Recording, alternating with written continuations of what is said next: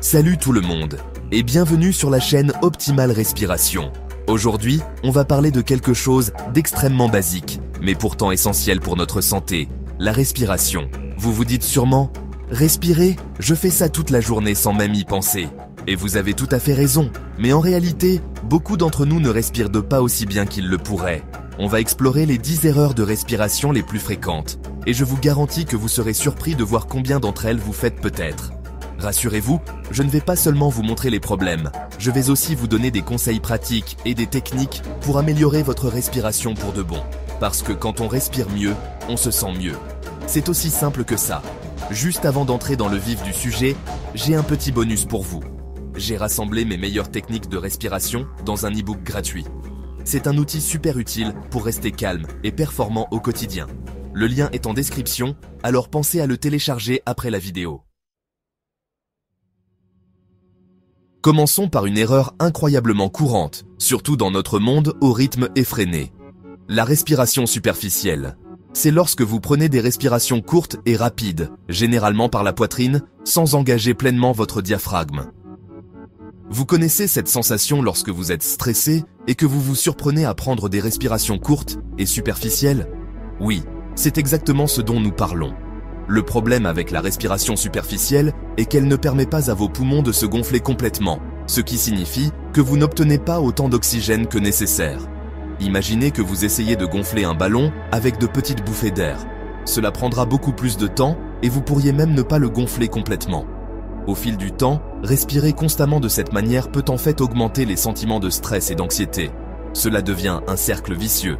Vous vous sentez stressé, donc vous respirez superficiellement, ce qui vous stresse encore plus. La bonne nouvelle est qu'en prenant conscience de votre respiration et en pratiquant une respiration diaphragmatique profonde, vous pouvez briser ce cycle et améliorer votre bien-être général. Nous parlerons plus en détail de la façon de faire cela dans un instant. Et maintenant, parlons d'une autre mauvaise habitude respiratoire. La respiration buccale. Bien sûr, il y a des moments où respirer par la bouche est nécessaire, comme lorsque vous avez le nez bouché. Mais respirer par la bouche de façon habituelle peut entraîner tout un tas de problèmes. N'oubliez pas que votre nez ne sert pas qu'à sentir. Il agit comme un filtre naturel, réchauffant et humidifiant l'air avant qu'il n'atteigne vos poumons. Lorsque vous respirez par la bouche, vous contournez ce système de filtration essentiel, permettant à l'air sec et non filtré de pénétrer dans votre système respiratoire. Cela peut assécher votre bouche, entraîner une mauvaise haleine et même contribuer à des problèmes dentaires tels que des caries et des maladies des gencives. La respiration buccale peut également perturber votre sommeil, vous rendant plus sujet au ronflement et même à l'apnée du sommeil. La solution? Essayez d'être attentif à votre respiration tout au long de la journée. Si vous remarquez que vous respirez par la bouche, fermez doucement les lèvres et ramenez votre respiration vers votre nez. Cela peut sembler étrange au début, mais avec un peu de pratique, la respiration nasale redeviendra naturelle.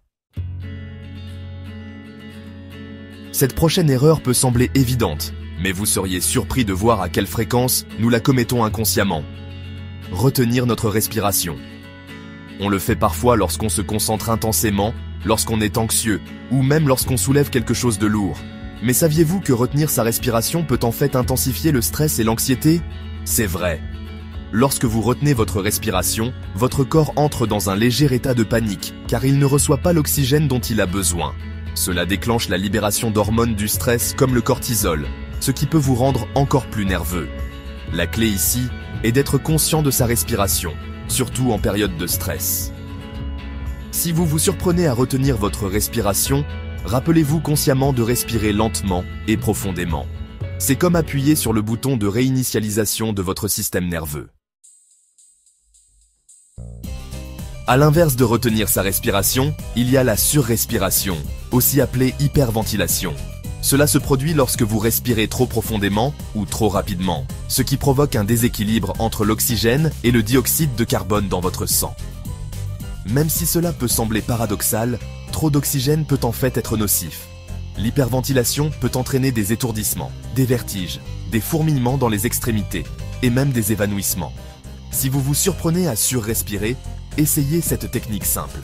Placez vos mains en coupe sur votre bouche et votre nez, créant ainsi un petit espace clos dans lequel vous pouvez respirer. Cela aide à rééquilibrer les niveaux d'oxygène et de dioxyde de carbone dans votre sang, vous ramenant à un état de calme et de détente. Parlons d'une autre habitude respiratoire courante, la respiration thoracique. C'est lorsque vous utilisez principalement les muscles de votre poitrine pour respirer, plutôt que votre diaphragme. Vous savez que vous respirez avec votre poitrine si vos épaules montent et descendent à chaque respiration. Le problème avec la respiration thoracique est qu'elle peut créer des tensions dans le haut de votre corps, entraînant des douleurs au cou, des maux de tête et même une respiration superficielle. C'est comme essayer de gonfler un ballon par le haut plutôt que par le bas. C'est inefficace et cela peut entraîner beaucoup de tensions inutiles. La clé pour se libérer de la respiration thoracique est de réapprendre à votre corps à respirer avec le diaphragme. Nous verrons quelques exercices pour vous aider à y parvenir dans un chapitre ultérieur. Vous vous rappelez quand on a parlé d'hyperventilation? Eh bien, respirer trop vite est un moyen sûr de la déclencher. Lorsque vous respirez rapidement, vous ne donnez pas à votre corps assez de temps pour expirer complètement et éliminer le dioxyde de carbone. Cela peut entraîner cette sensation familière de vertige et d'étourdissement. C'est comme si votre corps essayait de freiner, mais que vous gardiez le pied sur l'accélérateur. La solution? Ralentissez votre respiration. Visez des respirations lentes et profondes qui durent 4 à 6 secondes à la fois, à l'inspiration et à l'expiration. Cela aidera à réguler votre respiration et vous empêchera de vous emballer. Voici une erreur qui passe souvent inaperçue. Ne pas expirer complètement. Cela peut arriver quand on est pressé ou tout simplement quand on ne fait pas attention à notre respiration. Lorsque vous n'expirez pas complètement, vous laissez de l'air vicié, emprisonné dans vos poumons. Cela signifie qu'il y a moins de place pour que l'air frais et oxygéné puisse entrer, ce qui peut vous donner une sensation de fatigue et de léthargie. Pour vous assurer d'expirer complètement, essayez ceci. Après avoir inspiré, faites une pause au sommet de votre inspiration. Ensuite, expirez lentement et complètement, comme si vous essayiez de faire de la buée sur un miroir. Cela aidera à vider complètement vos poumons, faisant de la place pour une inspiration plus profonde et plus satisfaisante. Vous serez peut-être surpris d'apprendre que nous alternons naturellement la respiration par chaque narine tout au long de la journée. C'est ce qu'on appelle le cycle nasal, et c'est tout à fait normal. Cependant, si vous vous retrouvez constamment à respirer par une seule narine, cela pourrait être le signe d'une congestion ou d'une déviation de la cloison nasale. Respirer par une seule narine limite la quantité d'air que vous pouvez inhaler, ce qui peut avoir un impact sur votre apport en oxygène et vous essouffler plus facilement. Si vous pensez avoir une déviation de la cloison nasale ou une congestion nasale chronique, il est préférable de consulter un ORL. Il pourra diagnostiquer le problème et vous recommander le meilleur traitement.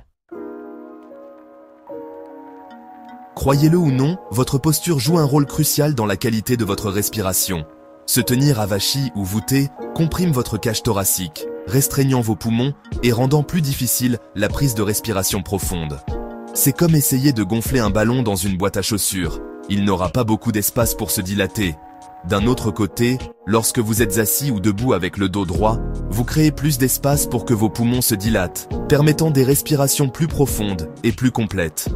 Alors, la prochaine fois que vous vous surprenez à vous avachir, rappelez-vous que ce n'est pas seulement mauvais pour votre dos, c'est aussi mauvais pour votre respiration. Essayez de maintenir une bonne posture tout au long de la journée.